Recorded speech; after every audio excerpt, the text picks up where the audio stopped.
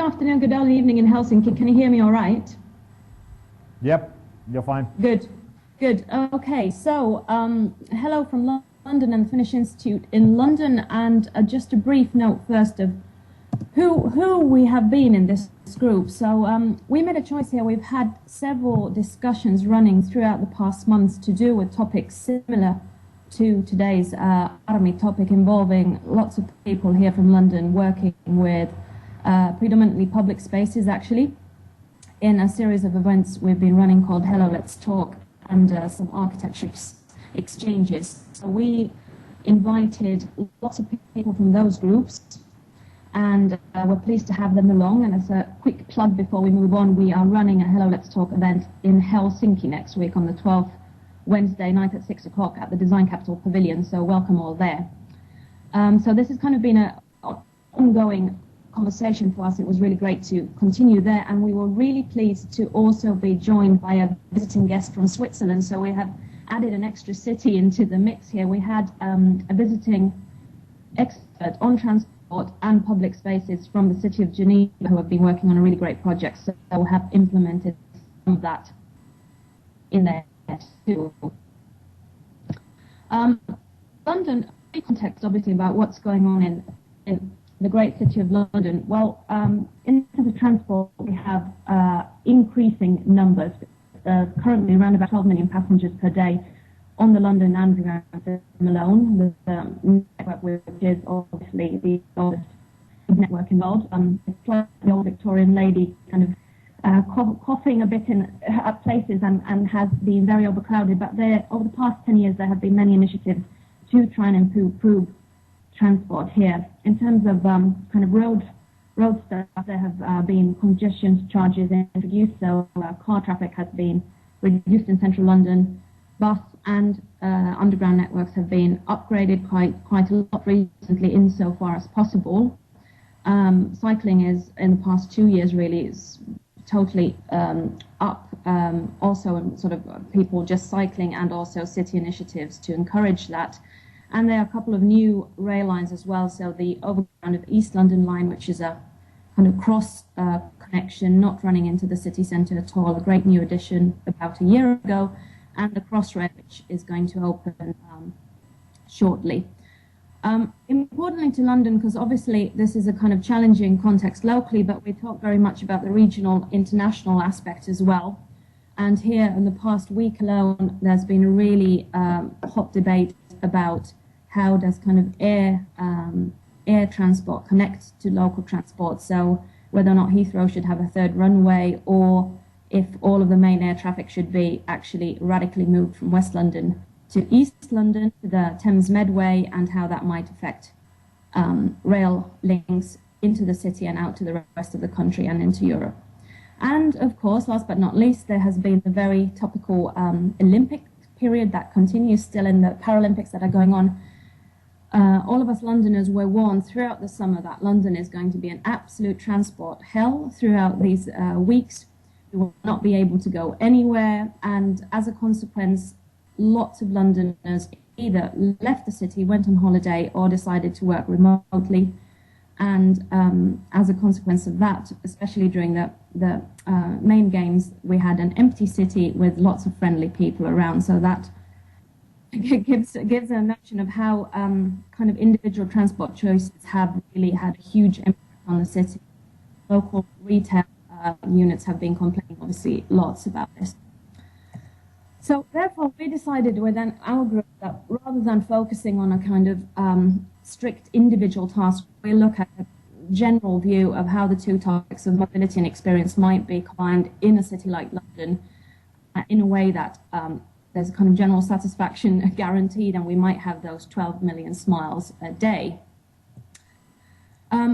We started off talking about experience. Currently, transport experience in many cities, in London as well, is this. The image you see is Westfield Stratford Shopping Centre, the main entrance into the Olympic Park. This is an enormous shopping centre which links the main Stratford transport links. So in other words, as in many cities currently, your transport experience is defined by retail. You cannot in some places, literally, you cannot get to your transport without running past several shops. This is the case at airports as well. And this is very different from the kind of Victorian travel experience that was much valued by our London participants, who were kind of really keen to see well-built stations, good design, a shared language that has other programming around it, but really focuses on the main thing, which is getting around in a place like London, which can be quite impossible. And so we were kind of keen to promote more people-centered approach insofar as some services are hard to deliver. Sometimes in a city like London, for instance, nurseries, libraries, sports facilities, local food markets, and so forth could send out these transport hubs than they are at the moment. In the example of King's Cross and Pancras Station, which many of you probably know, which is a big transport link, but also a regional and international link, this has achieved to kind of a relatively good level. So there have been major train sort of station upgrades going on that have involved services as well. You should come and visit St Pancras Station, especially if you are in London. But that brought us onto the topic of scales. So you have kind of large infrastructure projects running, usually in the UK, especially controlled by international investment. So the money issue kind of comes from outside the country. And this would normally mean minimal opportunities for kind of social cultural programming on the kind of communication side. That is the other topic today. On the other hand, you have the small scale transport networks, possibly with more opportunity to cross connectivity in a large city like London, and possibly more opportunities for programming spaces on and around these networks. Now, the message we want to leave from this is that in the UK especially, there is a gap between these two, and they do not speak together very much. So something to think about for the other cities that we'd really like to see more kind of link in terms of programming, in terms of finances, and in terms of kind of strategic planning in these two levels. Obviously, an interesting case is in the Helsinki metropolitan region, the extension of the tube line, and our Swiss guest told an interesting example about building the tube network in Geneva at the moment. It's been a project that's been kind of undergoing for 20 years, and now it's happening. And what they are doing is they have a thing called avant-projet, which basically means that now for a period of 4 years, before the tube network is built, there's heavy investment in public space on the train track, and especially where the stations will be built. So they are promoting kind of public space activities in these spots in order to promote other forms of urban development following from that, people finding and accepting these stations.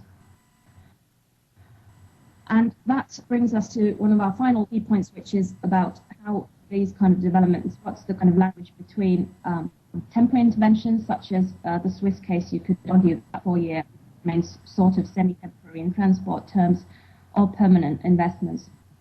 And we found that, again, as in the kind of scale question, there's often a gap between these two. More connections are needed, and both are needed to keep these developments in balance. And the temporary, we found, is really a mechanism to understand local resources and then to engage them to generate sort of permanent results.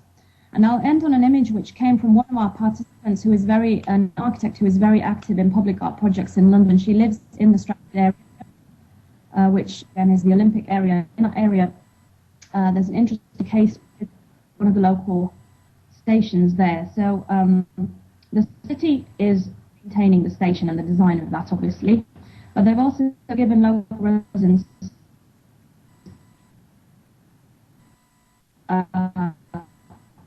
land right next to the station. Now, as well as that, the house, which is the land, the main infrastructure in terms of cutting soil good, lawn mowed, so forth, locking the place, unlocking it. But at the same time, the residents are on the micro scale kind of doing the programming and the design of the space, and they have 300 to 400 people in the local area who are involved in this. Hanna? Yeah, good. So the final point is about design versus maintenance, and which we find is a very important point, especially in London at the moment, where what kind of spaces are public and who owns them. Increasingly so, they are private, seemingly public So it's very important to think about responsibility in these questions.